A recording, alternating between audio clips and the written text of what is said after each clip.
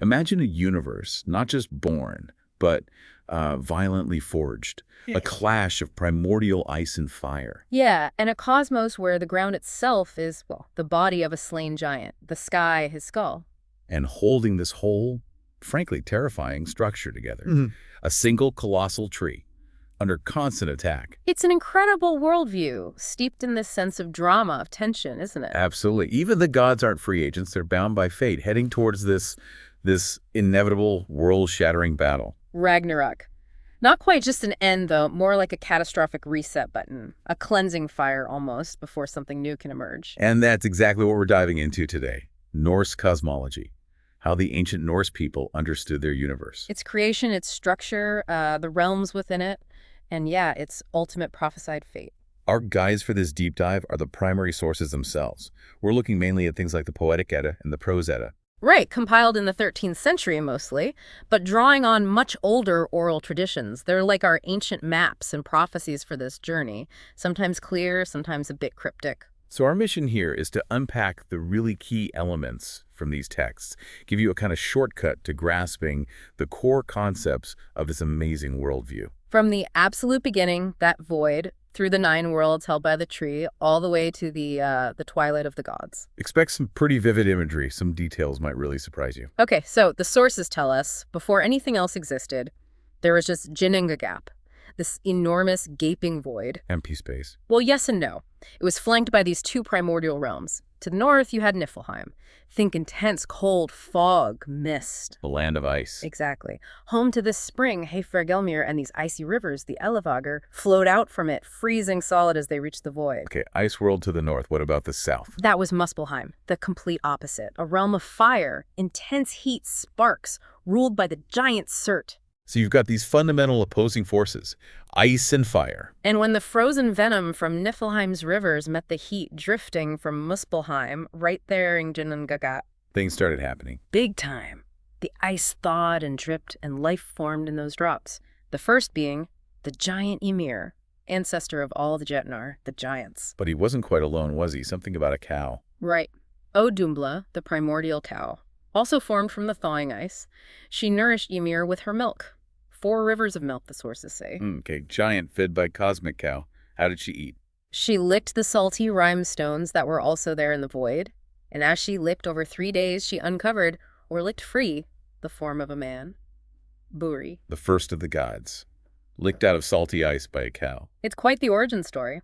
So Buri eventually had a son, Bor. Bor married Besla, who was actually one of Ymir's descendants, a giantess. So gods and giants intermarrying right from the start. That seems important. Definitely sets up a complex relationship. Bor and Besla had 3 sons, Odin and his brothers, Vili and Ve.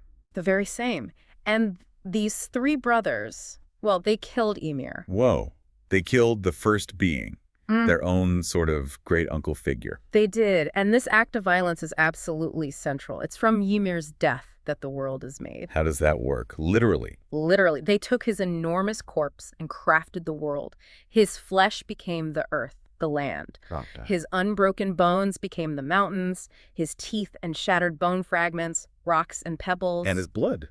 The oceans, the lakes, the rivers, all the water in the world. This is incredibly visceral. What about the sky? That was his skull, hoisted up to form the dome of the heavens. And they placed 4 dwarfs, Nordri, Sudri, Ostri, Westri at the corners to hold it up. North, south, east, west. Makes sense. And the clouds. His brains tossed into the air. Wow. So the very substance of the world is the remains of this primordial giant, created through conflict. Precisely. And his eyebrows, interestingly, were used to build a fortification, a wall around the central part of the world. Midgard, where humans live. That's the one. Midgard, the middle enclosure, built to protect, well, us, potentially, from the giants roaming outside. So where did humans come from? Did Odin and his brothers make us too? The sources give a couple of slightly different versions here, which happens a lot with myths passed down orally. Right. One common story is that Odin, Vili, and Ve were walking along a shore and found 2 logs, or maybe 2 trees, washed up. Ash and elm. Ash and elm. Askenembla. Exactly. They shaped the first man and woman from these trees. Odin gave them spirit or breath. Vili gave wit and feeling. Ve gave form, speech, hearing, sight. So humans are shaped from wood, given life by the gods. Another version mentions Odin, Honir, and Lour finding them and giving similar gifts. The key takeaway seems to be divine creation from natural elements placed within that protected realm of Midgard. And the gods themselves, where did they set up shop? They built their own realm, Asgard, described as being in the middle of the world or maybe above it, their fortress home. So we have this world built from violence. Humans protected in the middle, gods in their own realm. What holds it all together? What connects everything? Now we get to the absolute center, Yggdrasil. The world tree. Described as the greatest and best of all trees. Usually identified as an immense ash tree, ask Yggdrasil. It's the cosmic axis. Its branches reach high over all the worlds into the heavens. And its roots must go deep. Where do they lead? This is crucial. The sources describe 3 main routes anchoring the tree in different, really significant locations. Okay, we're number 1. One route goes to the Well of Urd, or Arbrunner. This well is often located in the heavens, near Asgard. It's where the Norns live. The fates. The weavers of destiny. Those are the ones. They weave the fates of all beings beside the well, and the gods ride over the Bifrost Bridge, the Rainbow Bridge, to hold their council here daily. Water from this well is used to nurture Yggdrasil. So one route is literally grounded in fate and divine order. What about the second? The second route stretches way down into Niflheim, that primordial realm of ice we mentioned earlier. It goes to the spring Fyrgelmir. The source of those icy rivers. Yes, but it's also where the serpent or dragon Nidhogr lives. And Nidhogr is constantly, relentlessly gnawing at this root of Yggdrasil. Wait, the tree holding the universe together Yeah. has a giant serpent chewing on one of its main supports. Constantly. And the sources say there are countless other serpents down there with him, also gnawing away. It adds this layer of inherent instability or maybe resilience despite attack. That's unsettling. Okay, the third route. The third route goes to another well, Mimir's Well. This one is associated with the Jötnar, the giants, or at least located near Jotunheim. Mimir, the wise one. The very wise one, yes. The well is filled with wisdom and understanding. Mimir guards it.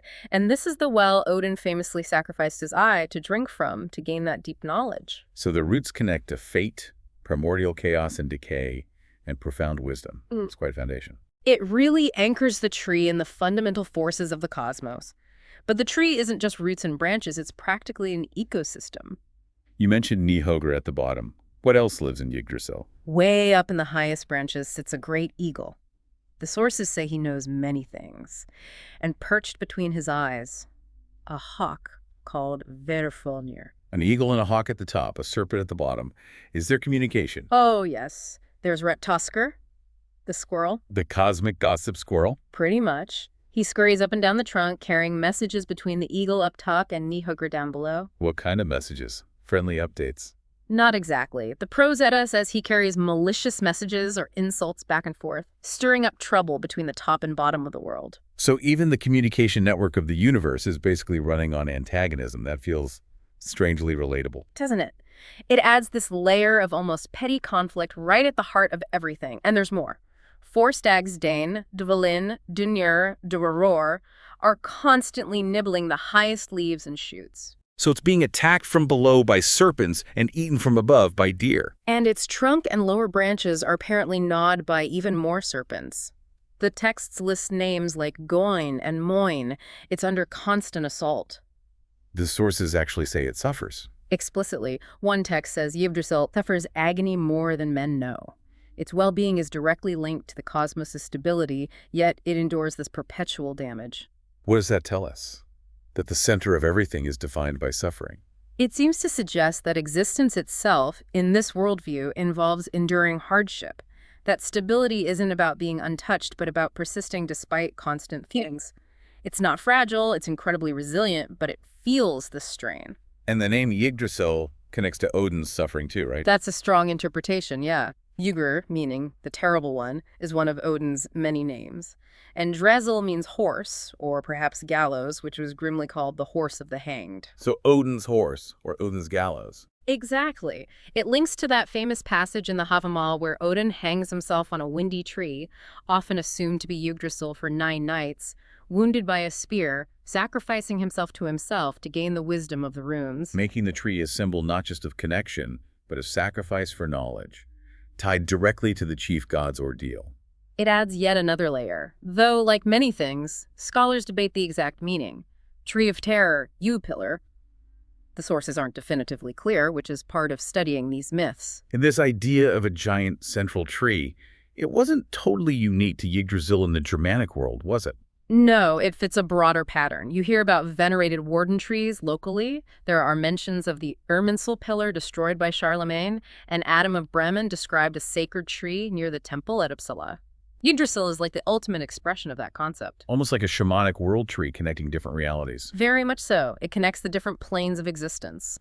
And in Norse myth, those planes are the 9 worlds. Newheimar, the 9 realms, all linked by Yggdrasil's roots and branches. Right. Now, the sources actually say there are 9, but they frustratingly never give us one single authoritative list. So we have to piece it together from descriptions scattered across the Eddas and sagas. Okay, let's quickly run through the main ones we can identify. We've mentioned Asgard. Home of the Aesir gods, Odin, Thor, Frigg, and the rest. Golden halls like Valhalla, often pictured high up, connected to Midgard by Bifrost. In Midgard, our world, the middle enclosure. Yep, the realm of humans. Surrounded by the great ocean where the immense Midgard serpent Jormungandr circles, biting his own tail. And a constant source of trouble for the gods comes from Jotunheim. The realm of the giants, the Jötnar, often depicted as a cold, mountainous, wild place, adversaries, sometimes allies, always a powerful force. Then we have the primordial realms, Niflheim, the ice and mist. And Muspelheim, the fire realm in the south, home of Surt, both fundamental to creation and, as we'll see, destruction. Down below there's Helheim, right? The underworld. Ruled by the figure Hel, Loki's daughter. This is generally where people who die of sickness or old age go, not necessarily punishment like the Christian hell, just the realm of the dead who didn't die in battle. Okay. What else? Elves, dwarves. Definitely. Elfheim is the bright, beautiful home of the light elves. And then Svartalfheim, or sometimes called Nidavellir, is the dark, underground realm of the dark elves, or, more commonly, the dwarves, the master craftsmen. And the Vanir gods, like Freya and Freyr. They have their own realm, too, Vanaheim. They were a separate group of gods who eventually warred with, then made peace and integrated with the Aesir in Asgard. So these 9 distinct worlds, each with its own character, all interconnected and balanced more or less by Yggdrasil. It's this complex, layered reality, but it wasn't meant to last forever in that state. There was always this shadow hanging over it. The prophecy, Ragnarok. The inevitable end times, often called Twilight of the Gods, though the Old Norse Ragnarok really means something closer to fate or doom of the gods. There's another term, Ragnarökr, which does mean twilight, so there's some overlap and maybe confusion even in the sources. But the core idea is a fated, final, destructive series of events. Absolutely. It's not just the gods fading, it's the whole cosmic order unraveling. What are the warning signs? How does it start? The sources list ominous portents. A major one is the Fimbul winter, 3 consecutive winters with no summer in between. Brutal cold, darkness, desperation. That sounds grim enough. And it leads to a total breakdown of society. Bonds of kinship dissolve. Brothers kill brothers for greed. Oaths are broken. No one shows mercy. It's described as an age of wind, an age of wolves, an age of axes and swords where shields are shattered. Moral chaos mirrors cosmic chaos. So society collapses first, then the big cosmic stuff kicks off. Exactly. The watchdog of the gods, Heimdall, sees the enemies approaching and blows the Jallar horn, a sound heard throughout all the world, signaling the start of the final battle. And Yggdrasil itself reacts. The great tree shudders and groans. Everything trembles. The serpent, Jormungandr, deep in the ocean, stirs into a giant's fury, whipping up colossal waves that flood the land. That sounds catastrophic. It also frees Naglfar, the ship made entirely from the unclipped fingernails and toenails of the dead. It sets sail, carrying giants, possibly captained by Loki or the giant Prime. A ship of fingernails. That's uniquely horrible. What else breaks loose? The monstrous wolf Fenrir, Odin's killer-to-be, shatters his magical bonds. Garmr, the hound guarding Hel's Gate, breaks free. Loki, also freed from his own punishment, leads an army from Helheim. Surt leads the fire giants from Muspelheim. All the major antagonists converging. Where does this final battle happen? On a massive plain called Vigrir, the gods and their enemies meet there. And the casualties are heavy. Total, almost. It's a series of epic, fatal duels. Odin fights Fenrir and is swallowed whole by the wolf. The Allfather falls. Thor fights his ancient nemesis, the Midgard serpent Jormungandr. He manages to kill the serpent with his hammer, Mjolnir, but he's so drenched in its venom, he takes 9 steps and then collapses, dead. Wow. Even Thor doesn't make it. Freyr fights Surt, the fire giant, but falls because he gave away his magic sword earlier. Heimdall and Loki kill each other. Tyr fights Garmr, and they slay one another. It's mutual destruction on a cosmic scale. So nearly all the major players, gods and monsters alike, are wiped out. Pretty much. And after the main fighting, Surt, the fire giant from Muspelheim, unleashes his fire across the entire world. Everything burns. Yggdrasil itself is likely consumed or severely damaged, and then the earth sinks beneath the waves. Just gone. Obliterated. Is that the absolute end? It seems like it should be, but no. This is where the cycle turns. Ragnarok isn't just annihilation, it's also a purification, a violent reset. How so? The sources, particularly in the Völuspá poem, describe the earth rising again from the sea. Green, beautiful, fertile, the waters recede. A new world. Is anyone left? A few gods actually survive. Odin's sons, Viar and Vali, are mentioned, as are Thor's sons Modi and Magni, who inherit Mjolnir. Balder and Hor apparently return from Helheim to this new world. So a remnant of the gods remains. What about humanity? Humanity also survives, but just barely. 2 humans, a man named Lif, life, and a woman named Lifrasir, striver after life or will for life, managed to endure the cataclysm. How? Where were they during the fire and flood? They hid. They took refuge in a place called Mimir's Wood or Mimir's Grove. Mimir's Wood. Any connection to Yggdrasil or Mimir's Well? It's strongly suggested. Many scholars believe Hodmimis Holt is actually another name for Yggdrasil itself, or perhaps a specific protected part of it, maybe linked to Mimir's wisdom. The idea is that they sheltered within the world tree. Wow, so the tree that connects everything, that suffers constantly, that maybe burns in Ragnarok, Yeah. is also the vessel of survival for humankind. It seems that way. Humanity emerges from the tree after the destruction has passed, ready to repopulate the newly cleansed world, living on the morning dew. That ties everything together in an incredible way. Creation, the structure of existence, the anchor through suffering, and even the seed of rebirth after total destruction, all linked back to Yggdrasil. It really highlights this cyclical view. Destruction isn't the final word. Chaos leads to creation. Order leads to destruction, and destruction leads back to a new beginning. And survival itself is tied to that central, enduring, profoundly significant tree. It's no wonder this cosmology, this whole epic story from creation to Ragnarok and rebirth, has had such a lasting impact. It shaped Viking culture, certainly, but it continues to fascinate us today. Absolutely. It grapples with those huge universal questions in such a dramatic and imaginative way. Where did we come from? How does the world work? What's our ultimate destiny? The Norse answers are just unforgettable. So we've taken quite a journey today, from that primordial void, Ginnungagap, and the violent creation of the world from Ymir's corpse. Up the roots and through the branches of Yggdrasil, exploring its connections to the 9 realms and the creatures living on it, suffering with it. Witnessing the terrifying, fated destruction of Ragnarok, the twilight of the gods. And finally, seeing the world emerge anew from the waters, with life, including humanity, preserved perhaps within the world tree itself. It's a truly remarkable cosmic vision. As you think back over all this, what really stands out to you? Is it the sheer brutality and yet creativity of the origin story?